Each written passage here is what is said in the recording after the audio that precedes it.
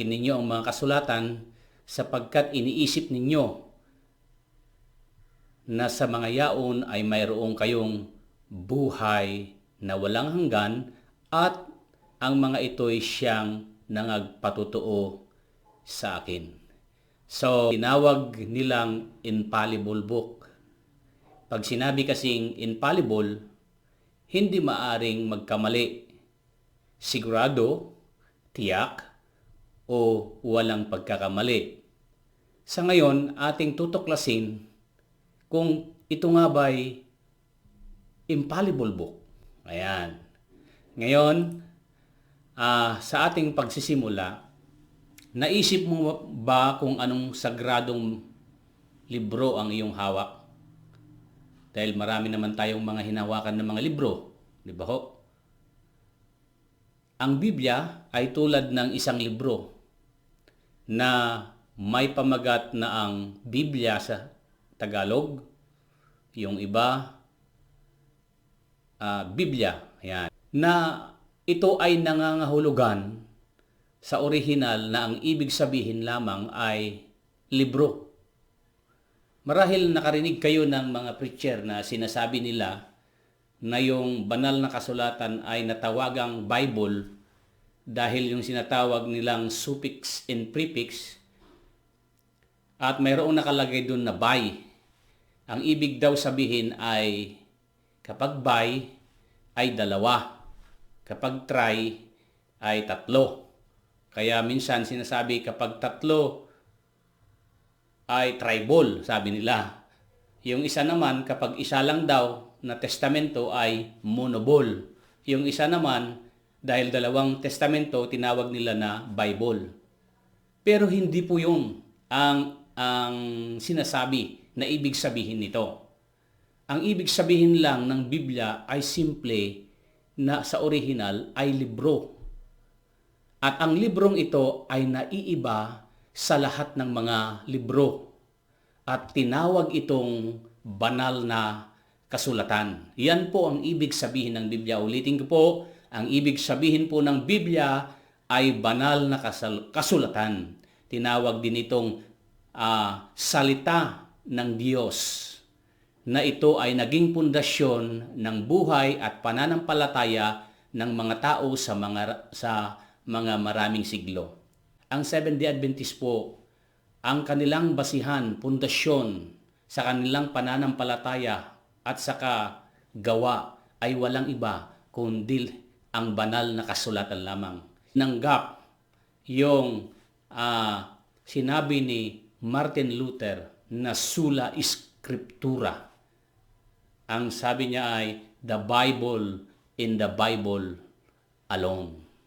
Sola scriptura. The Bible in the Bible alone is the basis of practice in faith. Ngayon mga kapatid, dahil nga kita na natin ang kahulugan ng Biblia. Ano nga po uli yung kahulugan ng Biblia? Banal na kasulatan o di kaya naman salita ng Diyos. John chapter 17 verse 17. Ang sabi niya na ang tinutukoy niya dito, ang salita ng Diyos ay katotohanan. Ang salita ng Diyos ay katotohanan. Iniligay ng Diyos ang kanyang salita sa bibig ng kanyang mga propeta. Kita po natin yan sa Jeremiah chapter 1 verse 9 at saka Thessalonica 2:13. Kasi nga mga kapatid, noong Old Testament, ang mga nandoon po ay mga propeta. Sa New Testament naman po ay nandoon yung mga apostol. Pero dito po sa Old Testament ay ibinigay ng Diyos sa mga propeta kasi nung panahon na ang Panginoong Diyos, ang ginagamit ng Panginoong Diyos na Biblia ay walang iba kundi ang lumang tipan. Yan po ang gamit niya noon. Si ang Panginoon ay nakakaintindi o kaya nagsasalita ng Hebrew at sa Aramaic. Kaya nga, kahit sa panahon ng mga Grego, ang ginagamit nila ay yung Hebrew na mayroon ding Aramaic language, yes, Kasi ang Hebrew ang siyang international language nila noon. Iyon ang ginagamit ni Jesus para ilathala o kaya panindigan ang sinasabi ng banal na kasulatan, ituro ng tama ang banal na kasulatan. Ibinibigay ng Diyos ang kanyang mga salita o ang mensahe sa pamamagitan ng alin? Ng panaginip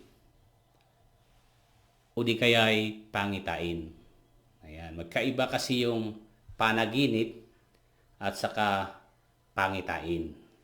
Yung panaginip ay conscious, pero yung pangitain is unconscious. Kaya halimbawa, ang mga propeta noon, kung sila ay magkaroon ng pangitain, bigla na lang po silang babagsak sa ground. At pagbagsak sa ground ay kung hanggat hindi pa natatapos, yung kanilang pangitain ay hindi po sila magigising. At ang alam ko, hindi sila humihinga. Tuloy-tuloy lang hanggat sila ay babangon pagtapos ng kanilang pangitain. Ang salita ng Diyos ay katotohanan. Inilagay ng Diyos ang kanyang salita sa bibig ng kanyang mga propeta ayon sa Jeremiah chapter 1 verse 2 at Thessalonica 2:13 na ito ay naghahayag Isaiah 1:20, Hebrew 1:1 at inilagay ito sa pagsusulat. Jeremiah 36:1-2. Ibinibigay ng Diyos ang mensahe. Ngayon, yun naman, propeta, siya po yung magsusulat. Ayan. Gamit ang kanyang sariling salita. Ayan.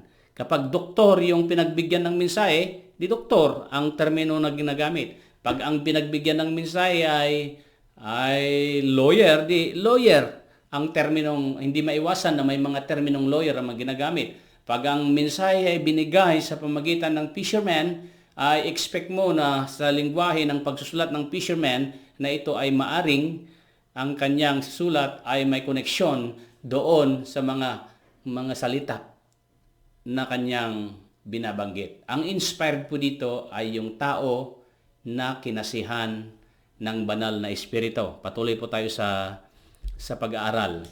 Ang sabi kasi sa 2 Peter, pangalawang Pedro, chapter 1, verse 20-21, dito ay binabanggit ng ganito, bagaman ang Biblia ay isinulat ng mga may akda ng tao sa kanilang wika, ang tunay nito na may akda ay ang Diyos na nagbibigay inspirasyon sa kanila.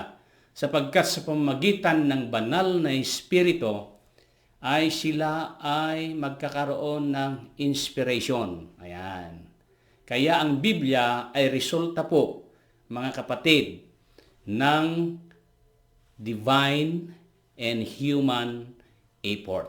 Yan, naghalo po yan. Divine and human effort. Kaya natawagan yan na Inspired Bible.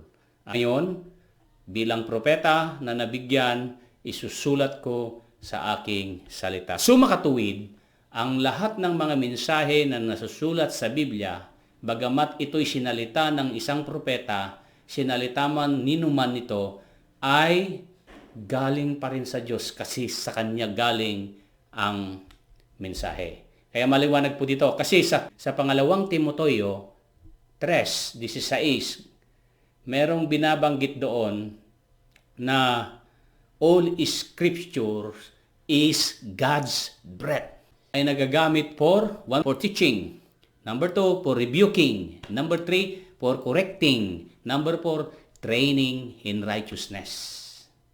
Ngayon, anong ibig sabihin nito? All Scripture, lahat ng kasulatan na tumutukoy dito sa banal na kasulatan ay hininga ng Diyos, God's breath. It is useful for what? Teaching.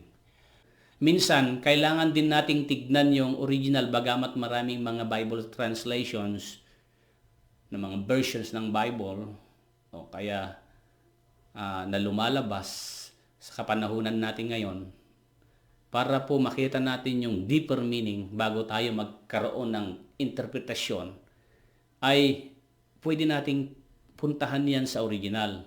Kahit hindi po tayo nag-aral ng theology, ay pwede natin po makita. May mga resources sa internet, ay pwede nating makita kung ano yung ibig sabihin ng bawat salita doon sa original. Tulad ng teaching, ang Grego ng teaching is didaskalian. Didaskalian. Ang ibig sabihin nito ay maliban sa teaching is instruction. Therefore, ang banal na kasulatan ay nagagamit for instruction. Tulad nito, marami tayong gustong malaman sa ating buhay. Marami tayong gustong malaman patungkol sa Diyos at kagustuhan ng Diyos. Ngayon, kapag ang Biblia ang ating gagamitin, ito po ang magbibigay bilang magsisilbing manual para ituro tayo kung ano yung nararapat. Kaya instruction. Maliban doon sa all scripture is God's breath is used for teaching, sinabi din niya na for rebuking. Rebuke. Ano bang ibig sabihin ng rebuke? Marami kayo may bibigay pag tignan nyo sa Webster Dictionary. Pero mas mainam na tignan ko sa original. Doon sa Grego. Na ang Grego nito ay iligmon. One more time, iligmon. Rebuking is iligmon sa Grego. Ang ibig sabihin sa iba pang mga salita na nagagamit sa English is approve. Possibly a persuasion. Ayan. Persuasion or conviction. So, tignan niyo mga kapatid, kapag ang banal na kasulatan ito ay ituturo tayo. At ang maganda nito ay pinapersuade tayo. Ayan. Persuade. Hinihikayat tayo na kapag mali ang ating mga conviction, marahil, ayan, kasi lumabas yung conviction ay ituturo tayo ng tama. Mali yan, sabi ng banal na kasulatan. Maliban sa instruction, ito ang gagawin mo. Ito ang gusto ng Diyos. Pero ituturo diyan na mali yan. Kailangang palitan mo ang iyong paniniwala. Sundin mo kung anong sinasabi ng banal na kasulatan. So may persuasion doon. That is rebuking, iligmon. Number 3, maliban sa sinasabi na all scripture is God's breath, useful for teaching, for rebuking, sinabi din niya na for correction. Ngayon, sa original, sa Grego, ano ang Grego ng correcting? Ipanortusin. Ipanortusin.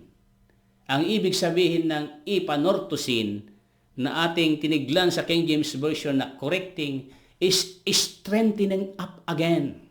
Strengthening up again. Ang ibig sabihin na ang banal na kasulatan, pagkatapos na siya'y tinuruan tayo, pagkatapos na in-encourage tayo, ay pinapalakas tayo. Lalong-lalo na kapag tayo muli ay nagkamali, lalong-lalo na kung tayo'y lumayo na sa Diyos ng kaunti, at itong Bible na ito, dati na tayong lumayo at ini-encourage at pinapersuade tayo, ngayon pinapalakas tayo. Kasi may mga Bible promises sa banal na kasulatan. Hindi lamang yung mga laws, hindi lamang yung mga principles ang nakasulat dito. Mayroon ding mga nakasulat na Bible promises wherein God is encouraging us to read, to change our conviction, our principles, at magiging biblical tayo. So, for correcting.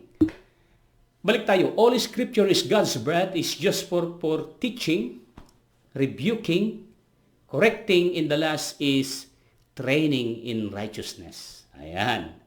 Ang sa Grego naman ay pandeayan. Ewan ko kung anong pinaka-the best na pronunciation na ito, pero pandeayan. Ang ibig sabihin nito ay training in righteousness, tutorage, education, o training by implication. Ayan.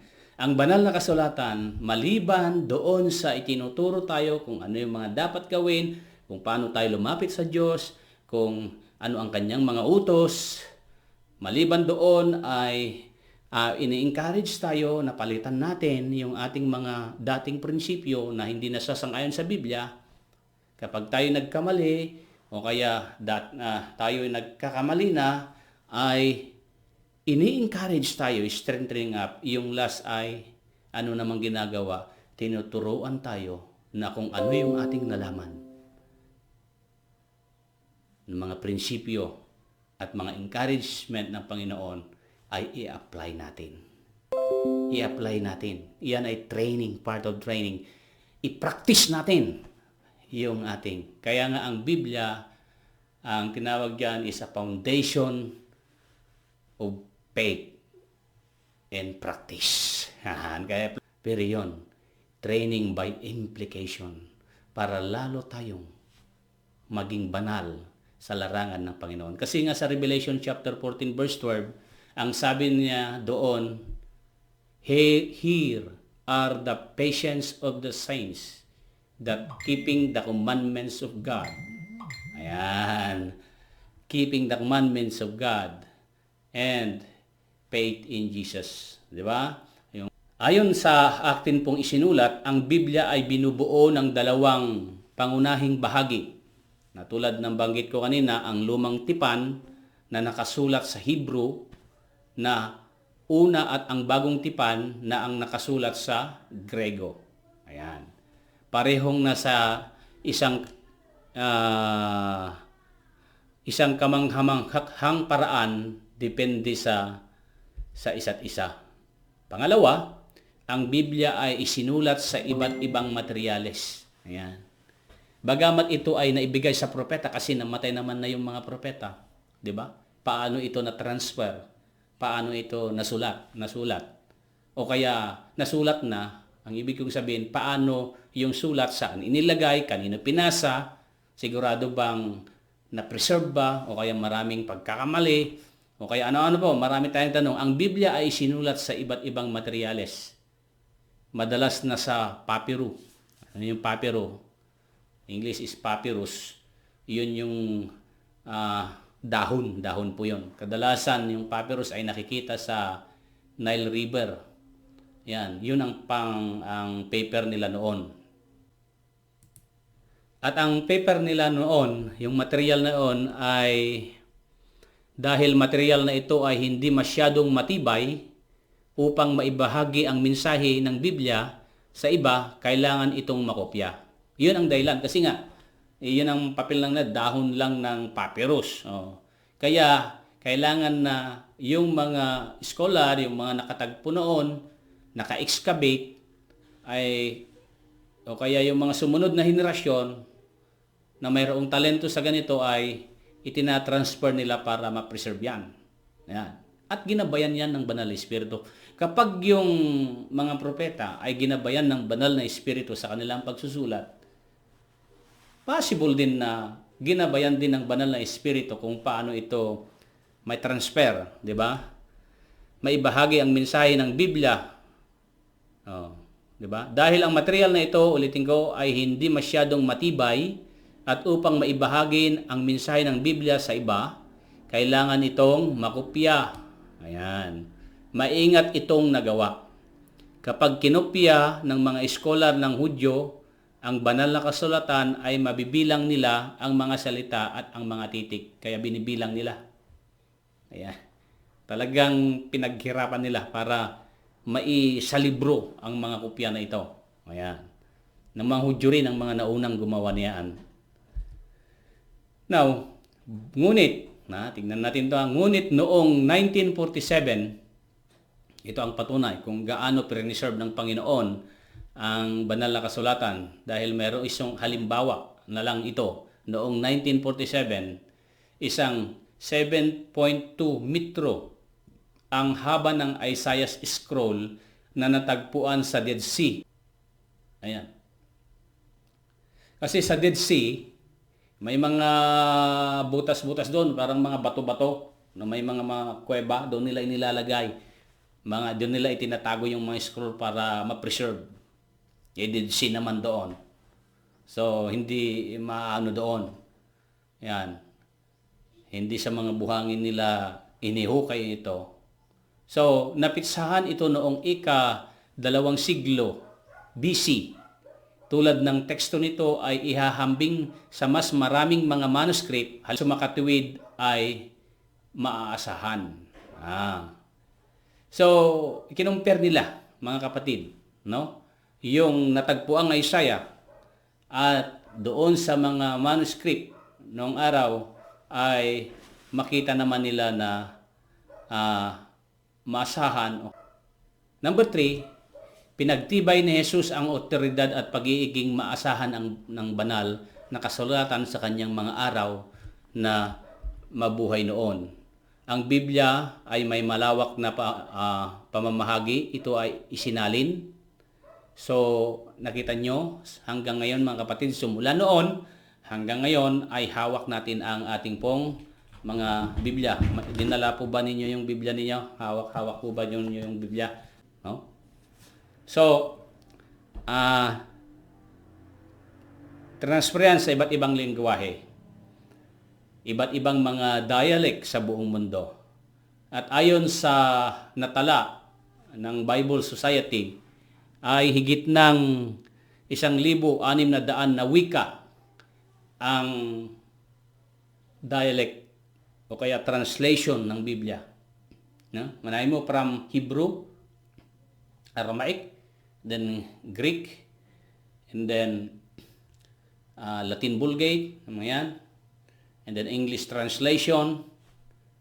Ngayon dumating sa atin sa Pilipinas. So nakita nyo, so 1,600 na wika na naisalin na ito. Ang unang higit sa 150 milyon mga Biblia at bahagi ng Biblia ay naipamahagi. So nabibilang nila yan kung magkano kung ilan yung kanilang na manufacture, tapos naibinta at kinuha sa buong mundo. At nagkaroon na mahigit, no, 150 milyong Biblia na. So tignan nyo, kung itong Biblia na ito ay hindi ito salita ng Diyos, sa tingin nyo, maaabot kaya nito ng ganyang kadadaming mga Biblia? Naging viral? So kakaibang libro na ito. Ito ay binantayan ng Panginoong Diyos upang maibahagi at pati tayo na hindi nakakaintindi ng Hebrew at sa Grego, lalo na kung hindi natin pinag-aralan, ay mayroon tayong pagkakataon na mapag-aralan ang salita ng Diyos. Now, ito ang maganda. Ang mga tao ay nababago ng malaki pagkatapos mag-aral ng banal na kasulatan. Ang mga terorista, pagpatay, magnanakaw, mga ngalunya ay naging disenteng tao at ang mga benefactors ng sangkatauhan. Kaya hindi po itong basta-basta na Biblia po lamang. Hindi ito ordinaryo. Ito ay divine, kaya pala natawag na banal na kasulatan. Sapagkat marami ng buhay ang binago nito. Gusto kong magpatunay sa inyo. Noong araw, kahit saan-saan ako napunta, nasama, pero dumating ang pagkakataon na ang librong ito, ang ganitong libro, ay nakita ko sa table ng aking lolo na namatay na. At nabigyan ako ng pagkakataong binasa ito. Hindi ko akalain na mismo ako ay sa pagbasa ko sa banal na kasulatan, sinimulan ko sa Proverbs, bagat Genesis ang nauna, ay unti-unti na lang natutunaw ang puso ko. Unti-unti na lang po na dumadaloy ang aking puso. Mayroong kapangyarihan dito. Mayroong gabay talaga ng banal na Espiritu. Kaya hindi tayo magtataka na kahit yung mga taong mamamatay tao, mga terorista, mga malulunya, mga ngalunya, ay naging disente silang anak ng Diyos. At yung iba, hindi lang anak ng Diyos, kundi alagad ng Diyos. At sila ay naging benefactor sa lahat ng sangkatauhan. Kaya kaibigan, pati ikaw ay pwede kang maging impluensya sa lahat ng katauhan. It really changes life. Ngayon, ang Biblia at ako. Ang Biblia at ako. Itinuturo sa atin ang banal na kasulatan na si Hesukristo upang makamit natin ang buhay na walang hanggan sa pamagitan niya. So makikita natin dito mga kapatid na talagang tunay na ang banal na kasulatan sa pamamagitan nito ay makikilala natin lalo si Hesukristo. Dahil kapag nakilala natin si Hesukristo, siya ang magbibigay sa atin ng buhay na walang hanggan. Diyan tayo. Kaya nga sa Gawa 17, chapter 17, verse 11, ang sabi doon, tinatanggap ko ito bilang salita ng Diyos at gumawa ng pagpapasyang pag-aralan ang Biblia araw-araw. Sana kapatid na ikaw na tagapakinig ngayong gabi ay mabigyan ka rin ng pagkakataon na pag-aralan ang Biblia. Kung hindi man araw-araw na tulad na binanggit sa banal na kasulatan, palagi mong basahin ito. Kasi marami ka pang dapat malaman, marami ka pang dapat matutunan, ipagpatuloy mo ang iyong pag-aaral. Kayo muna po ay manalangin. Dinagalang na Diyos sa langit, ngayong gabing ito, nais naming magpasalamat dahil napakabuti ng Diyos, nakilala ka namin sa pag-aaral namin sa banal na kasulatan. Sana Panginoon ay pagpatuloy niyo kaming basbasan at lalong magbigay sa amin ng interes na magkaroon ng karamdamang o kasigasigan upang aming pag-aralan ang banal na salita na ito at isabuhay kung ano ang aming mapag-aralan. Makasalanan po kami, kaya patawarin po ninyo kami. Mahina po kami, kaya nais naming tulungan kami. Salamat sa banal na Espiritu na gumabay sa amin. Ito po ang aming dalangin sa matamis na pangalan ni Jesus. Amen. Maraming salamat po sa inyo pong pakikinig. Sana po ay kahit hindi ko kayo nakikita, ako lang ang nakikita po ninyo, ay hindi kayo natulog. Ayan. At ang iyong Bible interest ay hindi rin po natulog. So, ako po ay mamamaalam na. Sa susunod po uli, kung meron pa pong pagkakataon, dahil inatasan po ako ng ating pong mahal na direktor, Pastor Lionel Diaz, na magbibigay sa inyo ng mensahe patungkol sa banal na kasulatan. Paalam po, and happy Sabbath to everyone. Kung hindi man Sabado ngayon, ay maaring magandang gabi. Coming again!